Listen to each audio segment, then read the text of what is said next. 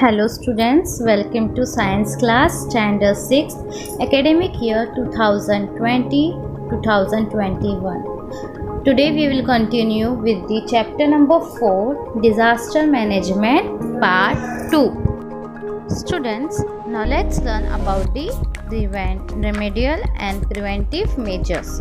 Okay, let us see what precautions we can take before or in the event of a natural or man-made disaster. You can see the pictures also, and we will learn one by one all the precautionary measures.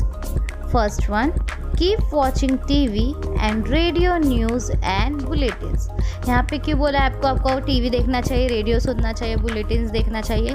क्योंकि पूरी दुनिया में जो भी changes होने वाले या जो भी हमारे ऊपर कोई भी मुसीबत आने वाली है रिलेटेड टू अवर नेचर, उसकी न्यूज़ हमें पहले ही मिल जाती है और हम अवेयर हो सकते हैं और उससे खुद को बचा सकते हैं.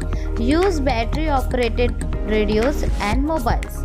बैटरी ऑपरेटेड इसलिए कहा है कि अगर हमारी बैटरी ऑलरेडी हम चार्ज रखते हैं फॉर ऐसी किसी सिचुएशन के लिए तो हम उसे यूज़ कर सकते हैं. वरना क्या हो जाता है, इलेक्ट्रिक कनेक्शन कट जाता है, अगर फ्लड आती है, अर्थक्वेक होता है, वायर्स टूट जाती है, इस वजह से हम कम्युनिकेशन भी कभी कभी नहीं कर पाते हैं. Heed the warnings issued by the meteorological department carefully. Meteorological department क्या करता है, वेदरिंग, फोरकास्टिंग सब हमें इंफॉर्मेशन बताता है related to our nature surrounding environment. तो हमें उसको क्या करना है, जो भी न्यूज़ आती है, जो भी वार्निंग्स वो देते हैं, हमें उसको फॉलो करना है और हमें उसको सीरियसली लेना है. Use the website www.imdgovern.in. हमें ये वेबसाइट पे सारी इंफॉर्मेशन रिलेटेड टू अवर जो भी डे टू डे लाइफ की चेंजेस हो रहे हैं क्लाइमेट हमको मिल जाती है. ठीक है.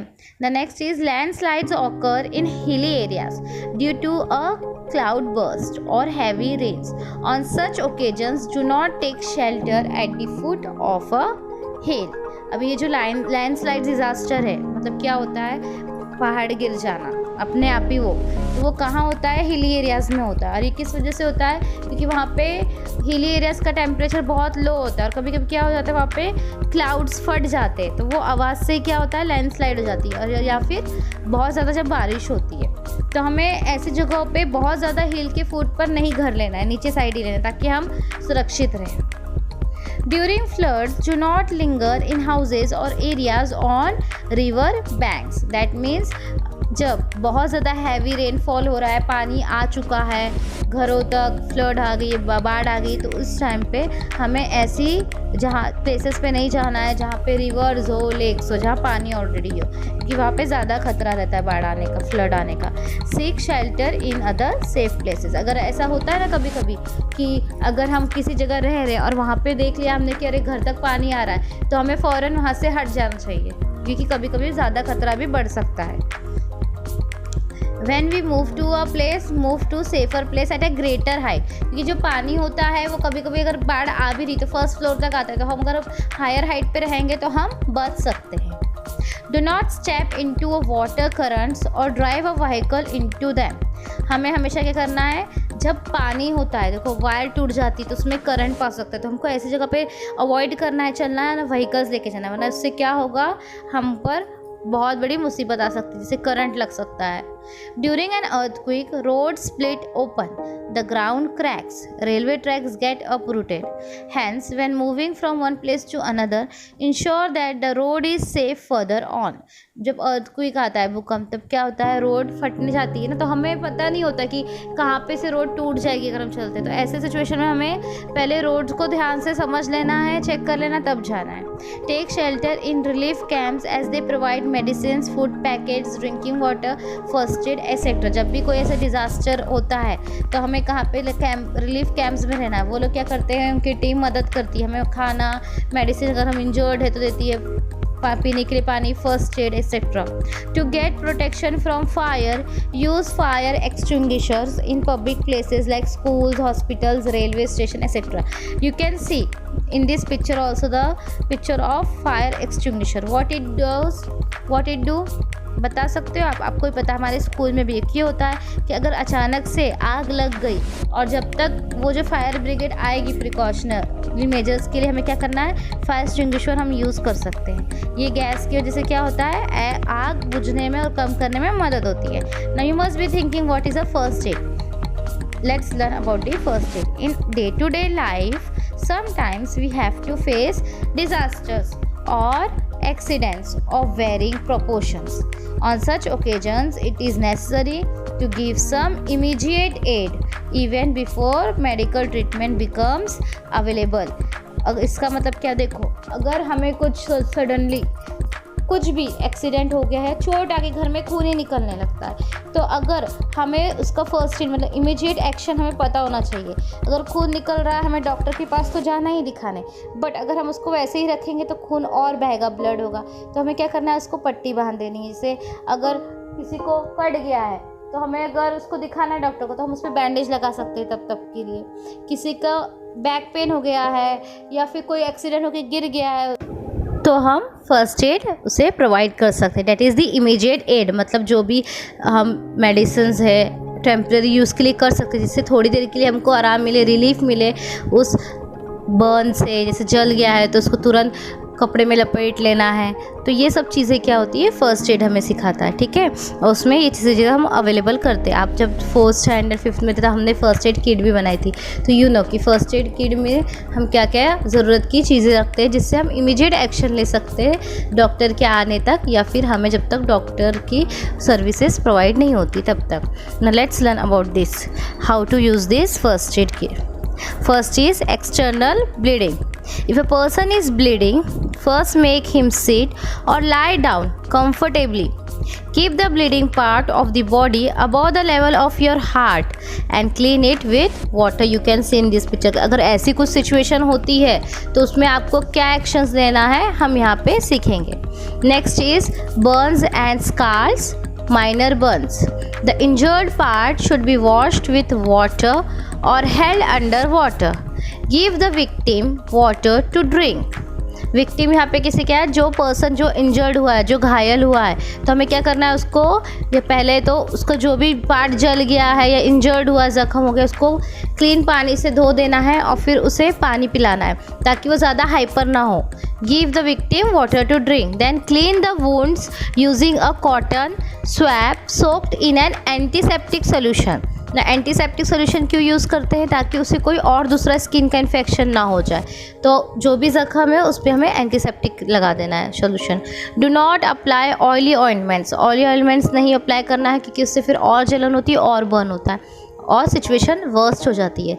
Cover wound using dry dressing, मतलब गीले से और वो ख़राब हो सकता है ज़ख्म, उस पर फंगस ग्रो हो सकते हैं, तो इसलिए हमें क्या करना है, ड्राई ड्रेसिंग करनी है। The next is the serious Burns, जब ज़्यादा सीरियस हो, भी जैसे हमने माइनर देखा कि छोटे मोटे जो जल जाते हैं उसमें हम कैसे क्विक एक्शन लेके खुद को बचा सकते हैं, लेकिन अगर सीरियस बर्न हो गए तो क्या करना है, गिव इमोशनल सपोर्ट, मतलब उसको प्यार से समझा कर लेना है। मतलब ज़्यादा कोई जल जाता है तो उसका माइंड भी थोड़ा सा डिस्टर्ब हो जाता है। Cover the wound with sterilise cloth, sterilise cloth use करना है ताकि उसके बर्न में जलन ना हो। जैसे भी नायलॉन ये सब क्लोथ होते हैं वो कैसे होते हैं, स्टिकी होते हैं, जिससे और तकलीफ होती है ज़ख्म पर। Remove jewellery shoes etcetera if easily possible, jewellery shoes जो भी पहने होते हैं हमें रिमूव करना है क्योंकि ये सब चीज़ों से इन्फेक्शन हो सकता है। Do not touch or brush the blisters on the skin, do not apply oily ointments, do not try to remove the cloth if it is stuck to the burn skin, अगर जहाँ पे जल गया वहाँ पे वो क्लोथ स्टिक हो गया है तो उसको उतारने की कोशिश मत करो, उससे ज़ख्म और बढ़ेगा, दुखेगा और ब्लीडिंग भी हो सकती है। If the patient is conscious give water to drink but avoid tea और कॉफ़ी और other stimulating drinks. Get medical aid at once, doctor को दिखाना ही है। The next is the sunstroke. Now what do you know about the sunstroke? Do you know anything about it? What happens in it? Okay, let's learn. When we work in the sun continuously for a long time, the body loses a lot of water and minerals. That is the reason for sunstroke. Now what happens, अगर हम बहुत ज़्यादा long time period के लिए धूप में continuously खड़े, हटे ही नहीं है, मिशन हमारे सर पे इतनी धूप है, और उससे क्या होता है, अगर हम धूप में रहते तो हमारी बॉडी को वाटर और मिनरल्स कम होता रहता है क्योंकि स्वेटिंग से निकल जाता है। तो ये रीज़न होता है सनस्ट्रोक के लिए। तो इसके लिए रेमेडियल मेजर्स है कि हम कैसे बच सकते हैं, खुद को बचा सकते हैं, या फिर अगर ऐसा कुछ हो तो हम कैसे फिर से ठीक हो सकते हैं। Take a patient to a cool place और इन द शेड, उसको छाँव में लेके जाना है पेशेंट को, या तो किसी ठंडी जगह पे बिठाना है। Sponge the whole body with cold water, उसको स्पॉन्ज देना है ठंडे पानी से। Place a coat soaked in cold water on the neck. Give plenty of water और liquids like sherbets to drink. If the patient feels like vomiting, make him lie prone, that is on his her abdomen with the head turned to one side. You can see in the picture also here. Next is the snake bite. There are nearly 20,000 species of snakes. मतलब बहुत सारे, कितने species है? 2000 here. Of these, only a few like cobras, crats, vipers and sea snakes are poisonous. But ये जो सारे snakes होते हैं सारे poisonous, harmful नहीं होते। कुछ यहाँ नाम दिए, कुछ ही जो होते हैं जो बहुत ज़्यादा poisonous होते हैं। Therefore, all snake bites are not fatal. However, a fear causes severe psychological shock which can result in death. मतलब हर जो ये स्नैक बाइट्स होता है वो ज़्यादा डेंजरस या सीरियस नहीं होता है, लेकिन जो डर होता है वो सोच सोच के ही इंसान को मार डालता है। मतलब वो इंसान दिमाग से ही सोच सोच के शॉक में डेथ हो जाती है कभी कभी। तो हमें लगता है स्नैक बाइट से हुई है, बट कुछ ही स्नैक जो होते हैं वो पॉइजनस होते हैं जिसकी वजह से डेथ होती है, हमारी बॉडी में पॉइजन होता है। If you come across a snake, contact a सर्प मित्र rather than killing the snake at once. सो हमें क्या करना है, जो सर्प मित्र होते हैं ये कैसे होते हैं, ये फ्रेंड्स होते हैं स्नैक्स के, ये इनको पालते हैं। तो हमें स्नैक्स को मारने की जगह इनको बुलाकर दे देना चाहिए, ये उनको पालते हो। Okay, now let's see the remedial measures for the snake bite. What first aid we can give? First, wash the wound with water, पानी से अच्छी तरह से जख्म को धो लेना है। Give emotional support to the patient, क्योंकि ऐसा कुछ होता है तो पेशेंट डर जाते हैं, तो उन्हें इमोशनल सपोर्ट देना। Tie a cloth tightly about the wound, जहाँ पे भी वुंड जख्म हुआ है वहाँ पे एक क्लोथ टाइटली बांधना है जिससे जो भी पॉइजन है पूरे ब्लड में ना पहुँचे। Get immediate medical help. The next one is this dog bite. In a dog bite, there is a risk of infection through the blood. Hence, first aid and medical help are necessary. अगर dog bite करता है तो आप पता है ना injection, अगर ना हो तो हमें डॉग की बीमारी हो सकती है या फिर कोई इन्फेक्शन हो सकता है। तो इसके लिए रेमेडियल मेजर्स फर्स्ट एड हम क्या ले सकते हैं? Before reaching to the doctor, wash the wound with a solution of potassium permanganate और other antiseptic. Antiseptic हम इसलिए यूज़ करते हैं ताकि हमें कोई दूसरा इन्फेक्शन ना हो। Cover the wound with a clean and dry cloth. साफ़ सुथरे और सूखे हुए कपड़ा रखना है क्योंकि गीले कपड़े से भी इन्फेक्शन बढ़ जाता है जो भी जख्म होता है उस पर। Get a doctor's help and an injection of the anti rabies vaccine, क्योंकि अगर हमें डॉग ने बाइट किया और उसका पॉइजन हमें पहुंच चुका है तो हमें रेबीज़ जो एक बीमारी होती है जो डॉग में होती है वो हो सकती है, इसलिए हमें एंटी रेबीज़ का वैक्सीन भी लेना है। I hope you all have understood what precautionary measures we can take as a first aid for accidental movements. I hope students you all have enjoyed this session. Thank you for watching this video. Learn all the question answers for your test.